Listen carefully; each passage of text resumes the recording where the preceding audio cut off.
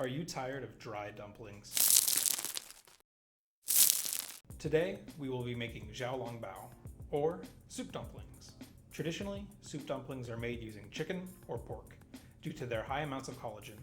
This allows their stock to gelatinize into cubes that melt when steamed. Today, I will be teaching you how to put any kind of soup into a dumpling. For my example, I will be using Shrimp Bisque. Although shrimp does have collagen, it doesn't have nearly enough to gelatinize its own stock, so we will supplement it using gelatin. So let's go make some Asian gushers. Or are gushers just American soup dumplings? Was Betty Crocker a weeaboo? To start our filling, we'll need a handful of shell-on raw shrimp. We'll peel our shrimps ourselves and use our shells for our soup base. Luckily, mine came deveined, which makes my shrimp much easier to peel, and I don't have to remove their poop veins myself. If you bought yours not deveined, that old phrase, eating the booty like groceries, your shrimp are the groceries that they are referring to. Now, there's a whole method to eating soup dumplings, but honestly, it's more fun to put an entire dumpling in at once and let it burst.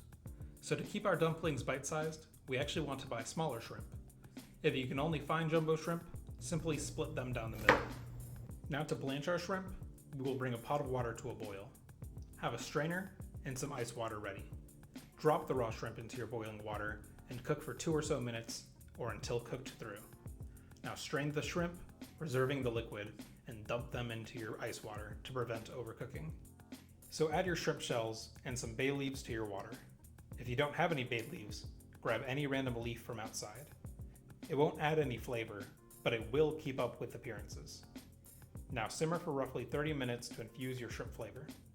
This simmering should knock the shrimp's eyes loose. Just kidding, I added whole black peppercorns as well. Once done, strain, add some salt while it's hot, and set aside. Dice up half of a small onion, peel and dice 2 small carrots, and mince a few cloves of garlic. Drop in a generous knob of butter, followed by your veggies, and saute until somewhat tender. Squeeze in some tomato paste, and cook out its metallic flavor. Sprinkle in some flour to help thicken down the line, and finally, some dry sherry. I'm pouring mine in while my flame is off because I like my eyebrows. Next, add some thyme. To get its leaves off, stroke against the grain, like it's your first time giving a handy. Now, reduce the sherry by about half. It will probably get pretty thick. If you have trypophobia, I apologize in advance. Once you've reduced it to your liking, add some of your shrimp stock, but save some for later. And after a minute of simmering, blend it all together with an immersion blender, or a regular blender. Now our soup is almost done, so we're going to melt in some gelatin. You'll want to add enough that it holds its shape, but not too much so it doesn't become too hard to wrap in a dumpling. I'm going to use 1 sheet of gelatin for 200 grams of soup. Gelatin is the only food that is quantified in sheets, which means it's compatible with Microsoft Excel. Pivot table. So I'm going to measure out 160 grams of my soup. That way I can add about 40 grams of cream later.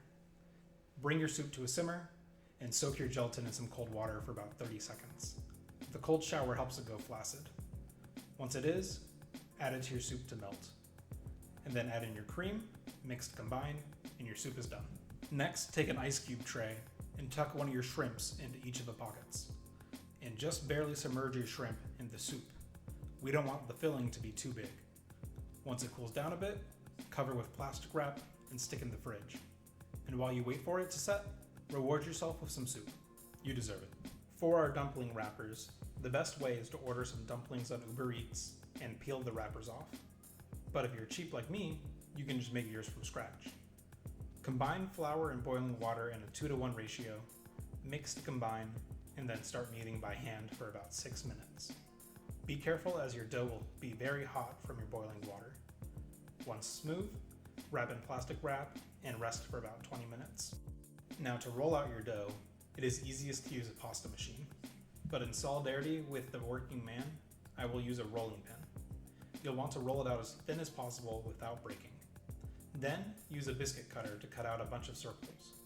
Dust each wrapper using some cornstarch and cover your pile using a towel. Now we can dislodge our soup jellies from our ice cube tray. Just use a butter knife to uncling your jellies and then flip onto a cutting board. Warning, these may trigger your PTSD of Jell-O salads from the 90s.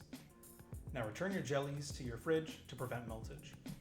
Now to wrap your dumplings, take a wrapper in your hand and place your filling in the center. Use a wet finger to dampen half of its edge.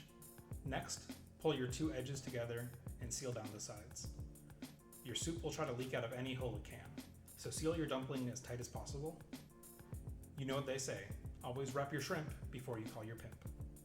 I'm not going to worry about pleating here, as it will risk the dumpling popping open. After wrapping 14 dumplings, I learned two big things. First, lift your dumpling as you connect the edges. Gravity will help you connect them. Second is if any filling squeezes through, it will be impossible to seal. So as you seal down its sides, you can tamper down the corners of your jelly so as not to squeeze them. Finally, put a non-stick skillet over medium-high heat. Squirt in some neutral oil and pan-sear your dumplings.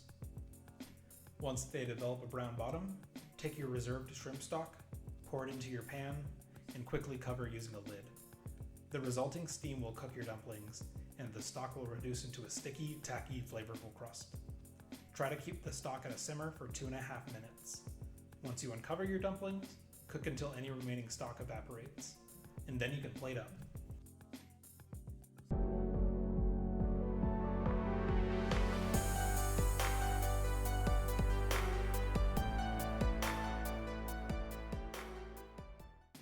You're telling me a shrimp souped this dumpling?